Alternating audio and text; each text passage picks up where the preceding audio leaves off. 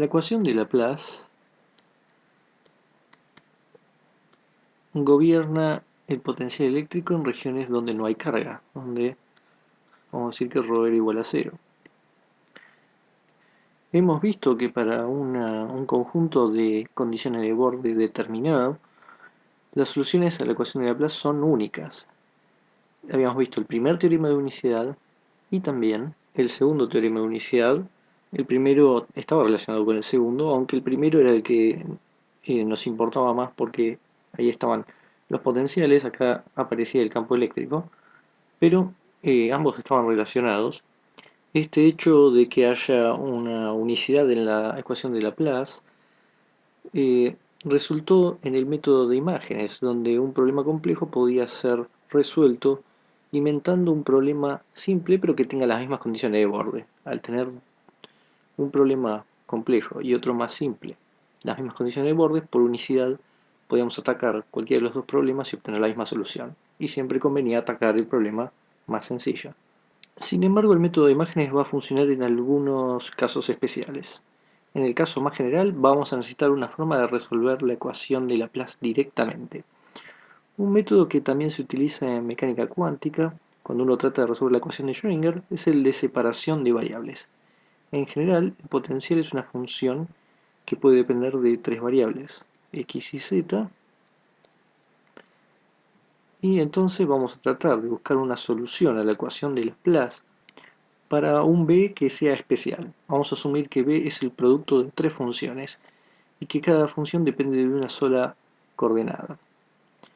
b de x y z va a ser igual a una función x grande que solo depende de x, una función y grande que solo depende de y, y una función z grande que solo depende de z. Entonces la ecuación que tenemos de Laplace es derivada segunda de b en x más derivada segunda de b en y más derivada segunda de b en z igual a 0. Ahora vamos a poner este b acá adentro y en cada caso vamos a ver qué nos queda. Derivar b dos veces en x solo nos va a importar justamente la parte que solo depende de x, haciendo que este término sea igual a y grande por z grande por la derivada segunda de x grande en la derivada x.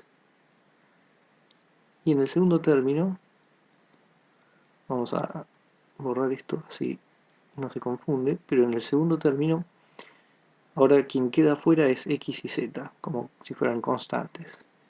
X, z y la derivada segunda de y en función de y. Y luego, cuando quedemos con z, quedan afuera x, quedan afuera y.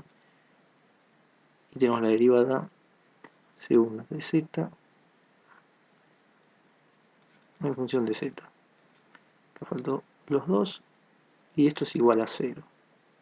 Dividimos todo esto por la función x y z, o sea, dividimos por esto, todo esto. Se van a cancelar el y y el z y va a quedar un 1 sobre x. Entonces queda 1 sobre x por derivada segunda de x diferencial x más 1 sobre y derivada segunda de y diferencial y más 1 sobre z, z grande, derivada segunda de z grande en función no de x, sino de z, igual a 0. Lo bueno es que en lo que quedó, cada término depende solo de una función, depende de x, de y y de z, haciendo que dependa nada más que de las variables x, y z cada término. El hecho de que cada uno de estos términos sean independientes de cada variable, digamos, eso hace que la única forma de que esta ecuación se pueda satisfacer es si cada término en la suma sea una constante. O sea, que esto tiene que ser una constante, esto tiene que ser una constante y esto tiene que ser una constante. Porque supongamos que no fuera así. Por ejemplo, el primer término es una función que dependa de x. O sea, y lo importante es que esta f de x además varía con el x. Cambiamos el x y da distintas cosas. Entonces podríamos mantener las variables y z fijas y que varíe solo x, haciendo entonces que este primer término varía con x. Pero si encontráramos entonces después algún punto y z fijo que haga que f de x para algún x más esto da igual a 0, apenas variemos el x ya no se va a poder cumplir porque va a cambiar este valor. Y teníamos un solo valor para el cual esto daba 0. Entonces, si después de derivar dos veces y multiplicar por 1 sobre x, tenemos una función que varía con x, y suponemos, mejor de los casos, que este sigue siendo constante y este sigue siendo constante, porque si esto variara y esto variara ya tenemos un conjunto de posibilidades que ya es más difícil que esto de 0, pero en el sentido mejor en el que este sea una constante y este otro sea una constante, ya eso obliga a que f de x tenga que ser igual a otra constante. Bueno, eso obliga a que, para que esto valga para todos los puntos x, esto tiene que ser igual acá, tiene que ser una constante. Si no, obviamente esto no puede ser. Entonces, eso obliga, hacemos un mismo aplicación para cada término y cada uno de los términos es una constante. El primer término es 1 sobre x, derivada segunda de x, derivada de x, igual a una constante que llamamos c1. El segundo término es eh, sobre y, derivada segunda de y. Esto va a ser igual a un c2 y 1 sobre z, derivada segunda de z, va a ser una constante igual a c3. Esto es C1, C2, C3, así que la suma tiene que ser igual a 0. La ecuación nos dice eso. Por supuesto tenemos varias soluciones para esto. La trivial es que sea igual a 0, pero no nos interesa esa.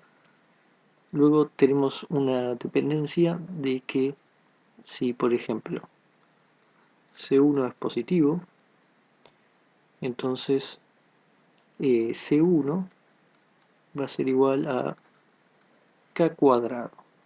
Esto por ahora es notación, no hicimos nada, ningún cálculo, es ponerle otro nombre.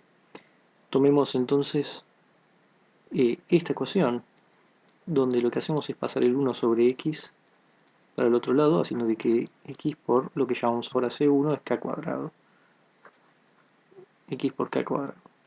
Esta ecuación diferencial tiene como solución, voy a escribir directamente lo que da, a e a la kx más b e a la menos kx.